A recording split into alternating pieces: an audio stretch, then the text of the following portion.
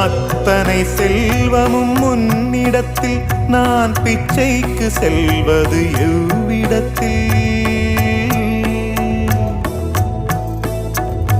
அத்தனை செல்வமும் உன்னிடத்தில் நான் பிச்சைக்கு செல்வது எவ்விடத்தில்? வெறும் பாத்திரம் உள்ளது என்னிடத்தில், அதன் சூத்திரமோ அது உன்னிடத்தில். ஒரு முறையா இருமுறையா பல முறை பல பிறப்பெடுக்க வைத்தாய்.